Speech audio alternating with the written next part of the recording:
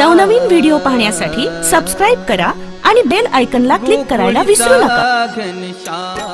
श्री ज्ञानदेव तुकाराम माऊली ज्ञानेश्वर महाराज की जय। जगद्गुरु तुकाराम महाराज की जय। सद्गुरु जोग महाराज की जय। नमो ज्ञानेश्वरा नमो ज्ञानेश्वरा। निवृत्ती उदारा सोपान देवा।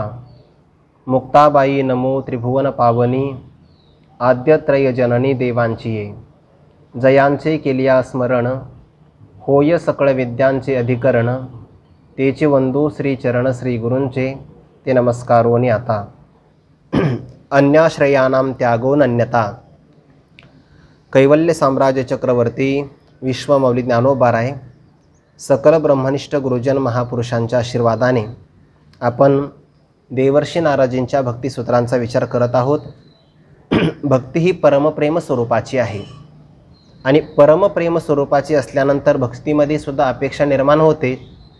मग भक्तीमध्ये निर्माण होणारी अपेक्षा आणि सामान्य विषयांच्या ठिकाणी असणारी कामना यांच्यामध्ये एक साम्यता आहे की काही विलक्षणता आहे।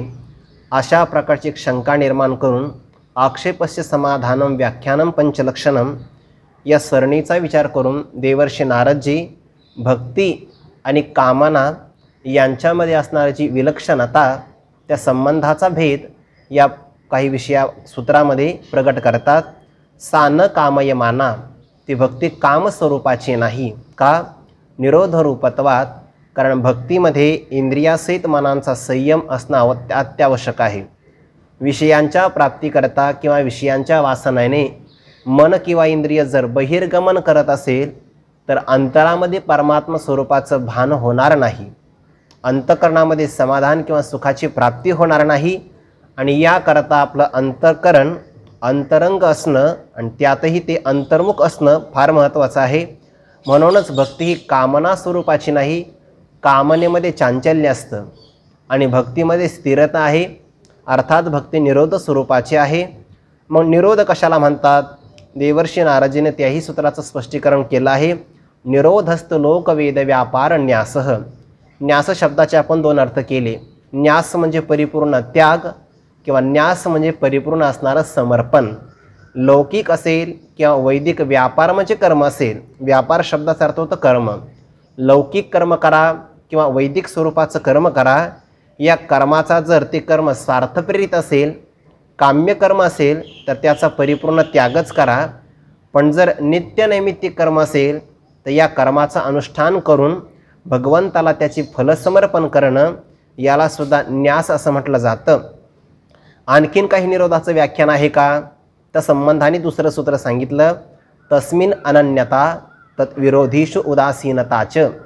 परमात्मा स्वरूपाच्या ठिकाणी असणारी एक अनन्यता आणि भगवंताच्या भक्तीकरता जेही प्रतिबंधात्मक घटक असेल त्या सर्व घटकांच्या विषयी अंतःकरणामध्ये उपेक्षा किंवा उदासीनतेचा भाव धारण करणं याला सुद्धा निरोध असंच म्हटलं जातं।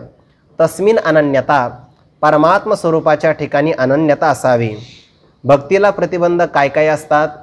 काही अनुकूल असणारे घटकही भक्तीला प्रतिबंधकच असतात आणि प्रतिकूल असणारे घटकसुद्धा भक्तीला प्रतिबंध करतात। अनुकूल असणाऱ्या घटकांच्या विषयी जर प्रेम निर्माण केलं तर भक्तीमध्ये प्रतिबंधच निर्माण होतो, भक्ती करता येत नाही। आणि प्रतिकूल असणाऱ्या घटकांचा जर आपण द्वेष केला तर अंतःकरणामध्ये क्रोध निर्माण होतो आणि भगवंताच्या भक्ताच्या ठिकाणी क्रोध निर्माण होणं हा सुद्धा एक प्रकारचा प्रतिबंधच आहे। मग अनुकूल विषयावर प्रेम करायचं नाही, प्रतिकूल विषयाचा द्वेष करायचा नाही। जिथे राग द्वेष विवर्जित भावना असते यालाच उपेक्षा किंवा उदासीनता असं म्हणतात। परमार्थाचा प्रवास आपण बऱ्याच वेळा करतो, पण एखादा जर प्रतिकूल व्यक्ती आपल्याला भेटला की आपण त्याचा द्वेष करतो। चांगल्या प्रकारचं आचरण करत नाही तर आपण त्याचा द्वेष करतो आणि मग भक्ती करत असताना सुद्धा अंतःकरणामध्ये रम्य समाधानाची प्राप्ती होत नाही आणि कळतही नाही नेमकं कशामुळे होत आहे। व्यावहारिक कर्म तर करत नाही, उच्च स्वरूपाच्या भक्तीचा आपण स्वीकारही केला, पण स्वीकार करूनही जर लाभच पदरामध्ये पडत नाही तर याचा अर्थ एक कुठेतरी उणीव राहते आहे।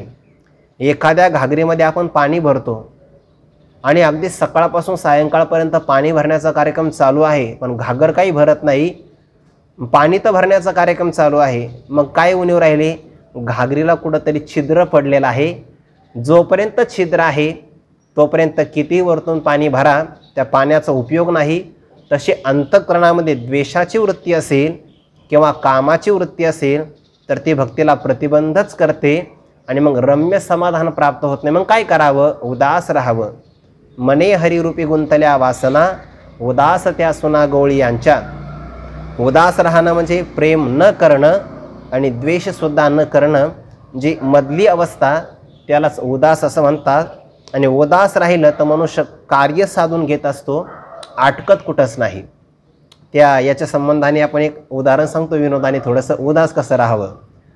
आपल्या स्वतःची जर गाडी असेल, चारचाकी गाडी असेल, आपण प्रवास करतो आहे.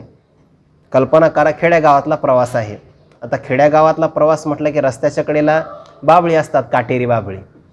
आणि मग त्या गाडीचा प्रवास करत असताना जर त्या काटेऱ्या असणाऱ्या फांदी, जिला काटे आहे, ती फांदी जर आपल्या गाडीला लागली तर त्या गाडीवर असा ओरखडा लागतो, बरोबर आहे. आणि गाडी जर आपली असेल तर आपल्याला काय वाटतं? गाडीला नाही लागला ओरखडा, हृदयात लागला की काय असं वाटतंय, आहे का नाही? आणि तोच व्यक्ती जेव्हा बसमध्ये प्रवास करतो, एस टीमध्ये, आता गाडीला दोन्हीही बाजूला फांद्या घासून जातात, आपल्याला काही वाटत नाही का? एस टीविषयी आपण उदास असतो. उदास आहे, सुख आणि दुःखाचा काही भाग निर्माण होत नाही. जेथे आसक्ती असेल तोही प्रतिबंधच आहे आणि द्वेष असेल तोही प्रतिबंधच आहे. तत्संबंधाने आपण उपेक्षा करावी. उदासीनताच 9व्या सूत्रामध्ये तस्मिन अनन्यतापद सांगितलं. पण अनन्यता तरी कशाला म्हणावं? त्या अनन्यतेचा विचार 10व्या सूत्रामध्ये केला. अन्याश्रयानाम त्यागो अनन्यता. अन्याश्रयानाम अन्य आश्रयानाम त्यागः इति अनन्यता. भगवंताच्या व्यतिरिक्त अन्य सर्व आश्रयांचा त्याग करणं याला अनन्यता असं म्हणतात. अन्य शब्दाचा काल आपण अर्थ केला. अन्य म्हणजे वेगळा, अन्य म्हणजे इतर, अन्य म्हणजे दुसरा. भगवंताच्या अपेक्षित इतर, दुसरा किंवा वेगळा जे जे काही असेल त्या सर्व आश्रयांचा परित्याग करणं. आणि मग त्या आश्रयामध्ये आपण 2 प्रकार केले. एक व्यावहारिक आश्रय, एक पारमार्थिक आश्रय. व्यावहारिक आश्रयामध्ये धनाचा आश्रय असेल, संपत्तीचा आश्रय असेल, प्रतिष्ठा असेल, मान सन्मान असेल, हे सगळे व्यावहारिक आश्रय आहे. त्यांचा अंगीकार आपल्याला करायचाच नाही, कारण मुळामध्ये व्यावहारिक सत्तेतून पारमार्थिक सत्तेतल्या परमात्म्याची प्राप्ती घडत नाही. परमात्मा मुळामध्ये श्रेष्ठ सत्तेतला आहे आणि त्या परमात्म्याची प्राप्ती करायची असेल तर समान सत्तेमध्ये साधकबाधक व्यवहार घडतो. व्यावहारिक साधनाने पारमार्थिक साध्य कसं काय प्राप्त होईल? होणार नाही ना. स्वप्नातले तहान जर भागवायचे असेल तर पाणी स्वप्नातलंच आणावं लागेल, जागृतीतल्या पाण्याचा उपयोग होत नाही. जागृतीतली तहान भागवायची असेल तर जागृतीतलंच पाणी लागेल, स्वप्नातल्या पाण्याचा उपयोग होणार नाही. अर्थात सत्ता भिन्न जरी असेल तर एका सत्तेतला पदार्थ दुसऱ्या सत्तेच्या काहीच उपयोगी पडत नाही. जर व्यावहारिक सत्तेचा अंगीकार केला त्या पदार्थांचा आश्रय घेऊन तर पारमार्थिक सत्तेतला परमात्मा कसा काय प्राप्त होईल? कैमुत्तिक न्यायाने प्राप्त होणार नाही. म्हणून व्यावहारिक पदार्थांचा आश्रय घेणं ही सुद्धा अनन्यता नाही, तर व्यावहारिक सगळ्या आश्रयांचा परित्याग करणं यालाच अनन्यता असं म्हणतात. तजवीज करतोय आपण काय? जेव्हा मी काल एक वाक्य महापुरुषांच्या मुखातून ऐकलं, बहुतेक चंद्रशेखर महाराजांच्याच मुखातून काल एक वाक्य ऐकलं.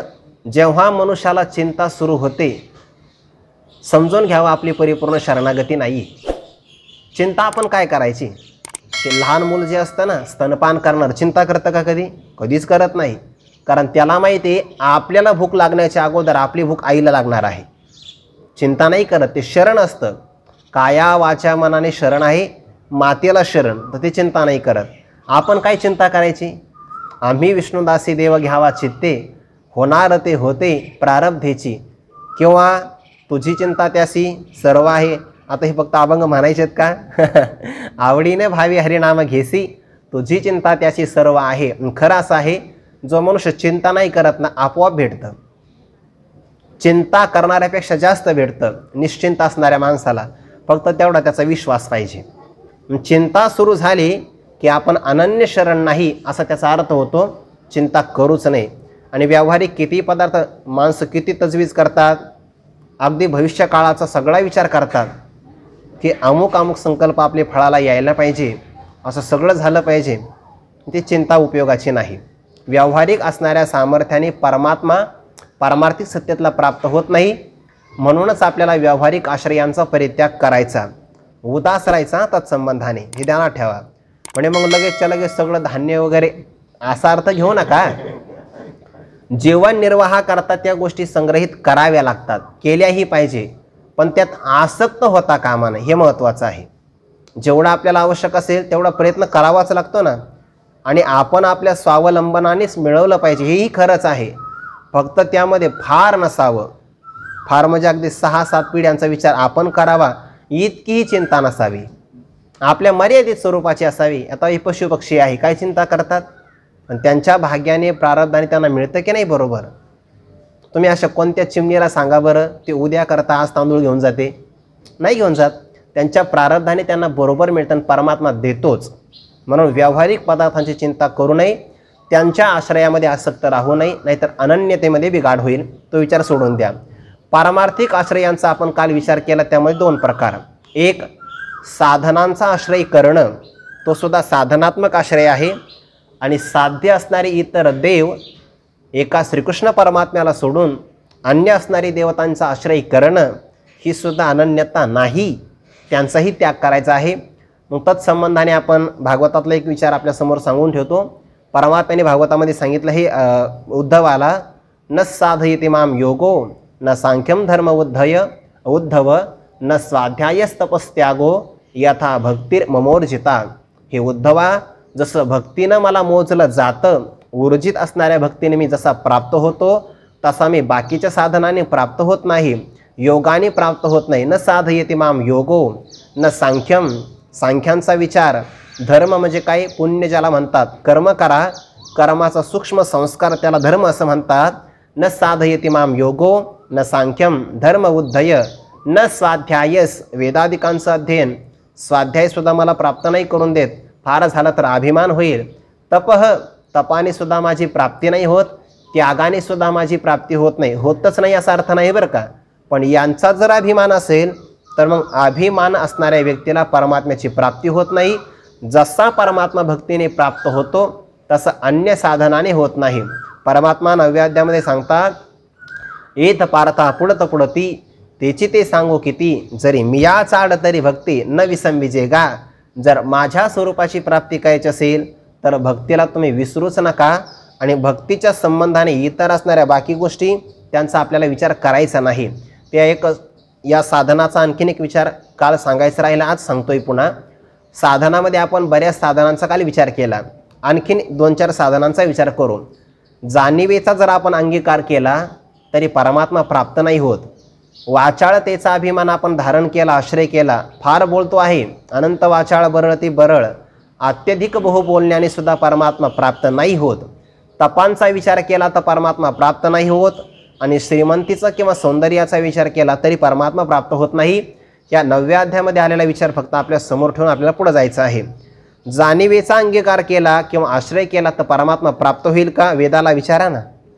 पहा जाणीवेची निबळी, कोणी वेदापासून असे आगळे की शेषाहुनी तोंडाळे बोल की आधी, तोही अंथरुणा तळवटी दळे, एरू नेती नेती म्हणून बहुडे, येत सनकादिक वेळे पिसे झाले. सनकादिकांचा विचार पण आलेला आहे. जाणीवेच्या बाबतीमध्ये वेदासारखं ज्ञान संपन्न कोणीच नाही. मग वेदसुद्धा परमात्मा दर्शनाकरता न येती नेती नेती असं म्हणून जर माघारी फिरत असेल आणि जर वेदाचा जर अशा प्रकारचा लाग तिथे लागत नसेल तर थोड्याशा ज्ञानाने संपन्न झालेला एखादा व्यक्ती आणि तो जर जाणीवेचा अंगीकार करत असेल, त्याने जर आश्रय केला तर त्या आश्रयाने परमात्मा कसा प्राप्त होईल. म्हणून त्याही आश्रयाचा परित्याग करावा. अर्थात जाणीवेचा अभिमान परित्याग करणं ही सुद्धा अनन्यताच आहे. म्हणे मग आम्ही बहु बोलण्याचा विचार केला, फार बोलल्यानंतर परमात्मा प्राप्त होईल. शेषाला विचारा, 1000 तोंड आहे, परमात्म्याची स्तुती करत असताना 2000 जिभा प्राप्त झाल्या, पण तो सुद्धा अंथरुण म्हणून परमात्म्याच्या खाली दडला, त्या लपला. परमात्मा दर्शन मात्र त्यालाही वर्णन करता आलं नाही. म्हणून फार बोलण्याचा अंगीकार करणं हे सुद्धा फार आश्रयाचा परित्याग करावाच लागतो, ती अनन्यताच आहे. तपांचा विचार करा, भगवान शंकरासारखं कोण तप करत आहे? करिता तापसांची कळसणी, कवन जवळा ठेवी जे शुळ पाणी, तोही अभिमान सांडवणी पायवणी माथा वाहे. भगवंताच्या चरणकमलापासून निर्माण झालेली गंगा भगवान शंकराने आपल्या मस्तकावर सहज निरभिमानाने धारण केली. तपाचा आश्रय सोडून दिला. आपण फार तप केलं पण त्या आश्रयाचा किंवा अभिमान अंतकरणामध्ये होऊन दिला नाही. सौंदर्याचं आणि श्रीमंतीचं एकच उदाहरण आहे जगतामध्ये, लक्ष्मी मातेचं. त्या लक्ष्मी मातेला सौंदर्याचाही अभिमान झाला आणि श्रीमंतीचा. भगवंताने तो अभिमान जवळच येऊ दिला नाही. मग सर्वस्वे करुणी सेवा, अभिमान सांडोनी पांडवा, ते पाय धुवावयाच्या दैवा पात्र झाली. भगवंताच्या चरणाच्या चरण धुण्याची सेवा प्राप्त झाली. पाय लक्ष्मीच्या हाती, ऐके नाही, लक्ष्मी ऐसे जयाचे दासी. कारण तिने सुद्धा सौंदर्य आणि श्रीमंती या आश्रयांचा अंगीकार केला होता अगोदर, नंतर त्याग केला. अन्याश्रयानाम त्यागो अनन्यता. ज्ञानोबांच्या 2 वया आपल्या समोर ठेवतो आहे. लक्ष्मीचे थोरपण न सरे, जेत शंभूचेही तपन पुरे, तेत एर प्राकृत हेंदरे, केवी जाणवला आहे या लागे शरीर सांडोवा कीजे. शरीराचा अंगीकार म्हणजे आश्रय टाकून द्यावा. सकळ गुणांचे लोण उतरीचे, सगळे असणारे गुण परमात्म स्वरूपान कुरवंडी करून बाजूलाच टाकून द्यावे. संपत्ती मद सांडेची कुरवंडी करोनी, आणि संपत्तीचा असणारा मद सुद्धा यांचाही परित्याग केलाच पाहिजे. संपत्तीचा मद परित्याग करा, गुणांचाही परित्याग करा, शरीराचा असणारा आश्रयाचा परित्याग करा. मग काय करा? मग निस्सीम भाव उल्हासे, मज अर्पावयाचे निमिषे, फळ एक आवडे तैसे भल तयाचे हो. यालाच म्हणतात पत्रम पुष्पम फलम तोयम, यो मे भक्त्या प्रयच्छती, तदहम भक्तिपरुतमश्नामी प्रयतात्मनः. भगवंत त्यांचा अंगीकार करतो. या सगळ्या आश्रयांचा परित्याग करणं म्हणजे साधनात्मक परित्याग करणं. काही माणसं भक्तीचा स्वीकार करतात, अन्य आश्रयांचा परित्याग करतात, योगाचा अंगीकार करत नाही, स्वाध्यायाचा अंगीकार करत नाही, भक्ती करतात. पण भक्ती करत असताना एका परमात्म्याकरता भक्ती नाही करत. ज्ञानोबा म्हणतात येथ एक चिलला तरले कोण, जे सर्व भावे भजले, सर्व भावे मज भजले, माम एव ए प्रपद्यंते माया मेताम तरंती. ते जे माझा अंगीकार करतात, नाही नाही नाही, माझाच अंगीकार करतात. चकार शब्द वापरला की नाही. एव म्हणजे काय? चकार, चकारमोकार असतो. बाकीच्यांची व्यावृत्ती करतो की नाही. माझा अंगीकार करतात असं नाही, माझाच अंगीकार करतात, अर्थात इतरांचा अंगीकार करत नाही. व्यवहारामध्ये आपण एखाद्याला आमंत्रण दिलं, जेवायला या, सगळे येऊ शकतात. पण आपण जर म्हणलं तुम्हीच या, तर बाकीच्यांनी समजून घ्यायचं तुम्हीच या च मध्ये जरी आपल्याला सांगितलं नाही स्पष्ट, तरी आपण यायचं नाही. तुम्हीच या म्हणल्यानंतर अन्य सगळे काय झाले? व्यावृत्त झाले. त्यांच्या सगळ्यांचं निराकरण झालं. तसं माम एव ये प्रपद्यंते माया मेताम तरंती. ते जे माझा अंगीकार करतात, नाही नाही, जे मलाच शरण येतात तेच या माया नदीतून तरून जातात, असा भगवंताने स्पष्ट उल्लेख केला. बरेच जण भक्ती करतात पण अन्य देवतांची उपासना करतात. का करतात? त्याचं कारण आहे अन्य देवतांकडून त्यांना फल प्राप्त होतं. ते भगवंताच्या भक्तीमध्ये मिळणारं फल त्याला कालावधी लागतो, आणि अन्य असणाऱ्या देवतांची उपासना केल्यानंतर मिळणारं फल लवकरात लवकर प्राप्त होतं. मला जास्त माहिती नाही, पण व्यवहारामध्ये काही काही योजना अशा असतात म्हणे, सरकारी योजनेचा लाभ नंतर होतो, खाजगी योजना लवकरात लवकर मिळतात. तसं खऱ्या भगवंताच्या भक्तीने मिळणारं फळ उशिराच मिळतंय आणि बाकीच्या देवतांचं फळ लवकरात लवकर मिळतं. मी सांगत नाही, भगवंताचं वचन आहे, कांक्षंत कर्मणाम सिद्धिम यजंत इह देवताः क्षिप्रम ही मानुषे लोके सिद्धिर्भवती कर्मजा. या लोकामध्ये कर्मजा सिद्धी क्षिप्रम भवती, लवकरात लवकर प्राप्त होते. आणि म्हणून त्या फलाच्या प्राप्तीकरता बाकीचे अन्य देवतांची उपासना करतात. मग नाना हेतू प्रकारे यथोचिती उपचारे मानिली देवतांतरी उपासिती, ज्ञानोबरायांचं वचन आहे. आणि मग येत जे जे अपेक्षित ते तैसेची पावती समस्त, परी ते कर्मफळ निश्चित ओळखतू. बाकीच्या देवतांची जी उपासना करतात त्या उपासना केल्यानंतर त्यांना फल लवकरात लवकर प्राप्त होतं, पण ते फल त्या देवता देत नाही, आपल्या कर्मानेच आपल्याला ते फल मिळत असतं, उपासनेचं ते फळ असतं. पण आपल्याला असं वाटतं की त्या देवतांनी आपल्याला लवकरात लवकर फळ दिलं. इतर देवतांचा अंगीकार करणं सुद्धा हे पतिव्रता जैसा भ्रतार प्रमाण आम्हा नारायण तैस्या परी अनन्यता आहे। किंवा बाकीच्या देवतांची कशी उपासना केली जाते, नाट बघा तुम्ही, शेंदरी हेंदरी दैवते कोणती पूजी भूते घेते, आपुल्या पोटाची रडते, मागती सीते अवदान, अन भांडणंही करतात ते, करविती आपण या दंड, ऐसियास भांड म्हणे देव तो तैसा नव्हे नारायण, जग व्यापक जनार्दन, तुका म्हणे त्याचे करा चिंतन, वंदू चरण येती सकळ, अन्य देवतांच्या आश्रयांचा परित्याग करणं आणि एका भगवंताचा अंगीकार करणं यालाच अनन्यता म्हणतात। बाकीच्या देवतांची केली जी उपासना आहे ना, ती उपासना सुद्धा भगवंताचीच उपासना आहे, पण भजनाचा प्रकार मात्र सोपा नाही। आता अनेकही संप्रदाय परी माते निनती समवाये, जे अग्नी इंद्र सूर्य सोमाये म्हणून यजेती, तेही किर मातेची होये, परी ते भजती उजरी नोहे विषम पडे। काजे मीही सर्व आहे, भगवान परमात्मा सर्व आहे, येत रस तो मुखेची सेवावा, परिमळ तो घ्राणेची घेवावा, तैसा मी तो या जावा मीची म्हणून। जरी सगळे विषय एका शरीरामध्ये जाणार आहे तरी पण सेवनाचं काम मुखानेच करावं, परिमळाचं काम घ्राणानेच करावं, ऐकण्याचं काम कानानेच करावं, तसं भगवंताचं पूजन भगवंत म्हणूनच करावं। अन्य देवतांच्याद्वारे केलं जाणारं पूजन देवाला मान्य नाही। यो यो याम याम तनुं भक्त श्रद्धया अर्चितुमिच्छति, तस्य तस्याचलां श्रद्धां तामेव विदधाम्यहं, सतया श्रद्धया युक्तस्तस्याराधनमिहते, लभते च तत्कामान् मय्येव विहितान्यतान्, अन्तवत्तु फलं तेषां तद्भवत्यल्पमेधसां, देवान् देवयजो यान्ति मद्भक्ता यान्ति मामपि। स्पष्ट उल्लेख आहे बघा 7व्या अध्यायामध्ये। जो जो इतर देवतांची उपासना करतो तो प्रामुख्याने माझीच उपासना करतो, पण देव आणि देवीच्या रूपामध्ये मी आहे हे त्या सामान्य भक्ताला कळत नाही। मग ज्या ज्या ठिकाणीचे आराधन करतात ते फळ त्यांनाही प्राप्त होतं, पण त्यांचं भजन म्हणजे काय आहे, किंबहुनाईसे भजन संसाराचीची साधन, येर फळ भोगत स्वप्न नाव भरी दिसे, त्यांना मिळणारं फळ सामान्य स्वरूपाचं आहे। वास्तविक ते फळ सुद्धा मी देणार आहे, पण त्यांना मात्र ते कळत नाही। आणि भगवंत असं म्हणतात, काय करावं या प्राणियांचं दैव असं आहे, जो देवतांची उपासना करतो देव स्वरूपाला प्राप्त होतो, माझी उपासना करतो माझ्या स्वरूपाला प्राप्त होतो। मग लोकांनी काय करावं, माझ्या स्वरूपाच्या प्राप्तीकरता माझीच उपासना करावी ना, परी तैसे न करी ती प्राणी, वाया आपुल्या ही ती वाणीये, जे पोहता ती पाणी तळ हातीची। आता पोहायचंच असेल तर मग काय करावं, समुद्रामध्ये पोहावं, जलाशयामध्ये तळ हातावर मावणारं पाणी किती आहे आणि त्यामध्ये एखाद्याने पोहण्याचा उपक्रम करावा, हा जसा मूर्खपणा आहे तसं इतर देवतांची केली जाणारी उपासना त्यातून मिळणारं फळ म्हणजे तळ हातावर असलेल्या पाण्यामध्ये पोहण्यासारखं आहे। आणि देवाची उपासना म्हणजे अमृताच्या सागरी बुडीजे, मग तोंडाका वज्र मिठी पाडीजे, मणी तरी आठवीजे थिल्लरोदा खाते। भगवंताची उपासना अमृताच्या सागराप्रमाणे आहे, त्या अमृताच्या सागरामध्ये बुडाला तरी अमरच होणार आहे, कारण सागरच अमृताचा आहे। बुडाला तरी भीती नाही, तरला तर मग तर भीतीच नाही, बुडाला तरीही भीती नाही।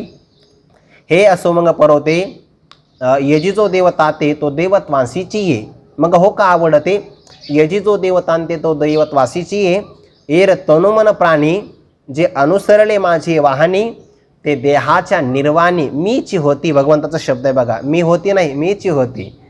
फक्त त्यांनी तनु मन आणि प्राणाने माझं अनुसरण केलं पाहिजे, तरच त्यांना माझी प्राप्ती होते। आणखीन एक संदर्भ आपल्या समोर देतो म्हणजे या विषयाचं स्पष्टीकरण होईल। कारण साधनात्मक आश्रयांचा परित्याग, भक्ती सोडून इतर आश्रयांचा त्याग करायचा आहे, फक्त भक्ती परमात्म्याला मान्य होते। भगवंत म्हणतात बघा, पै भक्ती एकी मी जाणे, ते तर साने थोर न म्हणे, आम्ही भावाचे पाहुणे भलते या, अर्जुना मी उपचारे कवनाही ना कळेगा, भक्ती वाचून अर्जुना माझे ठाई, आपण विन सौरस नाही, मी उपचारी कवनाही ना कळेगा। कोणत्याही उपायाने मी प्राप्त होत नाही, फक्त अनन्यतेच्या उपायाने किंवा भक्तीनेच प्राप्त होतो। म्हणून भक्ती या साधनाचा स्वीकार करणं ही साधनात्मक अनन्यता आहे आणि इतर क्षुद्र फल देणाऱ्या देवतांचा परित्याग करून भगवंताचा आश्रय घेणं, बाकी आश्रयांचा परित्याग करणं ही सुद्धा अनन्यता आहे। बाकी देवतांची उपासना केली तर जे फल मिळतं ना ते मेल्यानंतर मिळतं, आणि भगवंताचा अंगीकार केला तर जिवंतपणामध्येच फळ मिळतं। यांती देवव्रता देवान पितृण्यांती पितृव्रताः भूतानि यांती भूतेजा यांती मध्या जिनोपिमाम. या श्लोकावरच्या ओव्या जे खूप पाहण्यासारख्या आहे. जेवढ्या आठवतील तेवढ्या सांगण्याचा प्रयत्न करतो. विसरल्या तर आपण मदत करा. मने वाचा करणी जयांची भजनी देवांची आवाहनी. प्रत्येक शब्द ध्यानात ठेवा बरं का. ते शरीर जातीय क्षणी देवचे झाले. शरीर जातीय यावर तुम्ही खाली रेष करा, अधोरेखित करा हे वाक्य. मने वाचा करणी जयांची भजनी देवांची वाहनी. ते शरीर जातीय क्षणी देवचे झाले. पुढे अथवा पितरांची व्रते वाहती जयांची चित्ते जीवित सरलिया तया ते पितृत्ववरी. काक्षुद्र देवता ती भूते तियेची ज्यांची परमदैवते जिही अभिचारिकी तया ते उपासेले तया देहाचे जवनिका फिटली आणि भूतत्वाची प्राप्ती झाली. एवं संकल्पवशे फळली कर्मे जाया. आता बघा, शरीर जातीय क्षणी देवचे झाले, जीवित सरलिया तया ते पितृत्ववरी, देहाची जवनिका फिटली आणि भूतत्वाची प्राप्ती झाली. देवांची उपासना केली तर शरीर पडल्यानंतर देवाची प्राप्ती. पितरांची उपासना केली आयुष्य संपल्यानंतर पितरांची प्राप्ती. भूतांची पूजा केली तर शरीराचा पडदा किंवा आवरण संपल्यानंतर आहे भूतांची प्राप्ती. आणि भगवंत काय म्हणतात, ते मरणा आयलीच कडे मज मिळवून गेले पुढे. मग मरणी आणिकीकडे जातील केवी. पण ते म्हणजे कोण? जे हे मीची डोळा देखिला, कानी मीची ऐकेला. मीची चकार आहे बघा सगळीकडे, सगळाच चकारच आहे म्हणजे अनन्यताच आहे. मला सोडून अन्य देवतांची उपासना करायचीच नाही. मीची डोळा देखिला, जी ही कानी मीची ऐकेला. मीची मनी भाविला वाणीला वाचा, सर्वांगी सर्वा ठाई मीची नमस्कारीला. जिही दान पुण्यादिकी जे काही ते माझी याची मोहरा. जी मातेचे अध्ययन केले जे आत बाहेर मियाची धाले. जयांचे जीवित्व जुळली मदची लागी. जे अहंकार वाहतांगी आम्ही हरीचे भूषावया लागी. जे लोभी एकची जगी माझेने लोभे. जे माझेने कामे सकाम, जे माझेने प्रेमे सप्रेम. जे माझिया भुली संभ्रम नेनती लोक. जयांची जानती मजची शास्त्रे. मी जोडे जयांचे निमंत्रे. ऐसेची चेष्टा मात्रे भजले मज. ते मरणायलीच कडे मज मिळवून गेले पुढे. मग मरणी आणिकीकडे जातील केवी. म्हणून मत याजी जे जाहले ते माझिया स्वरूपा माझिया सायुचे आले. जे उपचार मिषेदी दले आपण पे मज. याला म्हणतात अन्याश्रयानाम त्यागो अनन्यता. ऐके नाही, सगळीकडे चकार. डोळ्याने पाहायचं आहे तर मलाच पाहायचं, कानाने ऐकायचं माझं श्रवण करायचं. घे घे माझे वाचे गोड नाम विठोबाचे. किंवा डोळे भरून या पाहिन तुझे मुख. हेची मज सुख देई देवा. ऐके नाही, कान भरून ऐके ना तुझी कीर्ती. हेची मज विश्रांती देई देवा. भगवंताला सोडून अन्य असणाऱ्या देवतांचं काही श्रवण करायचं नाही, पूजन करायचं नाही. यालाच म्हणतात अन्याश्रयानाम त्यागो अनन्यता. किंवा 9व्या अध्यायामध्ये हा विचार आणखी एका ठिकाणी आलाय बघा. जयांची वाचे माझे आलाप, दृष्टीभोगे माझेच रूप. जयाचा मन संकल्प माझाची वाहे. माझी या कीर्तिविन जयांचे रीती नाही श्रवण. जया सर्वांगी भूषण माझी सेवा. जयांचे ज्ञान विशोनेने जाणीव मज एका तेची जाणे. जया ऐसे लाभे तरीचीने एरवी मरण. एवढे सगळे संदर्भ का दिले? विशेष अनन्यतेचा आहे, जेवढे देता येईल तेवढे संदर्भ दिले. किंवा 8व्या अध्यायामध्ये असा आणखीन एक शब्द आहे बघा. तस्मात् सर्वेषु कालेषु मामनुस्मर युद्धच मय्यर्पित मनोबुद्धीर मामे वैशेष संशयम. या ठिकाणी मनोनी सदा स्मरावे मातेची टोळा. डोळा जे देखावे कानी हन ऐकावे. मनी जे भावावे बोलावे वाचे. ते आत बाहेर आघावे मीची करून घालावे. मग सर्व काळे स्वभावे मीची आहे. अर्जुना ऐसे झालिया मग न मरीची देह गेलिया. मा संग्राम केलिया भय काय तुझं. ऐकेने सगळा शब्द हाच आहे. मा मनुस्मर. आणि ही भक्ती करत असताना सुद्धा कशी करावी? अनन्य भावाने करावी. अन्याश्रयानाम त्यागो अनन्यता हे तर आहेच, पण भगवंता वाचून इतर असणाऱ्या गोष्टीला जाणूच नये. मग भगवंताच्या प्राप्तीकरता इतर पद जरी आले तरी पण त्यांचा स्वीकार मात्र नाही बरं का. अनन्य चेता सततम योमाम स्मरते नित्यशः मयी चानन्य योगेन. सगळा शब्द आहे की नाही. अनन्य भक्त्यात्वनन्या शक्यम. काय भक्त्यात्वनन्या शक्यम अहमेवम विधोर्जुन. किंवा 8व्या अध्यायामध्ये पण एक श्लोक आहे बघा. भक्त्यात्वनन्या शक्य पुरुषस्थ पर पार्थ भक्त्या लभ्यस्त्वनन्यया, अनन्य शब्द आला की नाही, अनन्यतेनेच परमात्मा प्राप्त होतो. ती अनन्यता कशी असावी सांगता असताना, जे सर्व भावे ओपिले चित्ते जायसा पै सर्व भावेशी उखिते, जे ओपिले मज चित्ते जायसा गर्भ गोळ उद्य माते कोण्याही नेणे. तैसा मी वाचुनी काही अनेक गोमटीची नाही, मजची नाम पाही जिनिया ठेविले.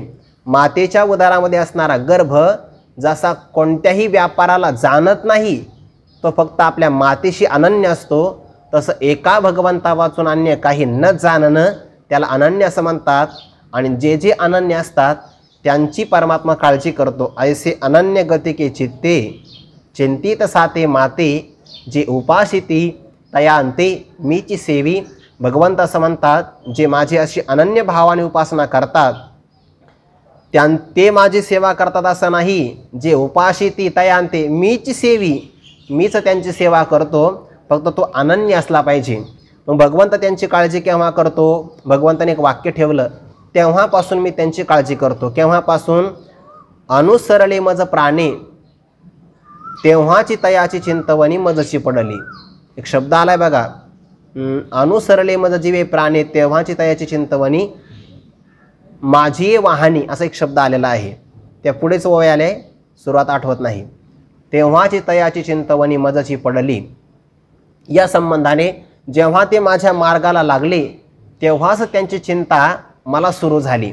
आणि परमात्मा जर अनन्य झाला एखादा भक्त, तर परमात्मा त्याचा स्वीकार करतो. या संबंधाने एक पुराण काळातलं उदाहरण आपल्या समोर देतो आहे. अनन्यता कशी असावी? एका परमात्म्या वाचून अन्य सर्वांचा आश्रय परित्याग करणं, किंबहुना सांगू का, स्वतःच्या रक्षणाकरता आपल्या स्वतःच्या शरीर बलावर असणारा अभिमान टाकणं सुद्धा अनन्यताच आहे. जोपर्यंत शरीर बलाचा अभिमान आहे, अनन्यता होत नाही तोपर्यंत. अनन्यतेमध्ये स्वतःचा अहंकार नष्ट झालाच पाहिजे. भागवताच्या बहुतेक 8व्या स्कंदामध्ये कथा आलेली आहे. गजेंद्र मोक्ष नावाची कथा आहे, खूपच गोड आहे. मुळामध्ये आपण बघू शकता, खूप खूप छान स्तोत्र आहे. ते क्षीरसागराच्या जवळ एक त्रिकुटा नावाचा पर्वत आहे आणि तो पर्वत सकल सौंदर्याने नटलेला आहे. सगळ्या प्रकारचे पशुपक्षी, सगळ्या प्रकारचे पुष्प ज्या सरोवरामध्ये विकसित झालेले आहे. या सरोवर रत्नाच्या खाणी आहे, त्याची शिखरं ही सोन्याची, चांदीची, लोखंडाची आहे. अनेक प्रकारचे रत्न, ते समुद्र त्या पर्वताचे जणू काही चरण प्रक्षालन करत आहे. असं सगळ्या सौंदर्याने नटलेला तो त्रिकुट नावाचा पर्वत. आणि या पर्वतावर गजेंद्र नावाचा हत्ती आपल्या सगळ्या समुदायासह विचरण करू लागला. तहानेने व्याकुळ झाल्यामुळे तो आपल्या सगळ्या हत्तीनींच्यासह, आपल्या मुलाबाळांच्यासह एका सरोवराच्या शोधाकरता निघाला. आता सरोवरामध्ये आल्यानंतर हत्ती काय करतात? जोपर्यंत तहान भागत नाही तोपर्यंत पाणी प्राशन करतात. आणि एकदा तहान भागले की त्या पाण्याचा आस्वाद घेतात, पोहतात, निमज्जन करतात, किंवा आपल्या सोंडेनं पाण्याचे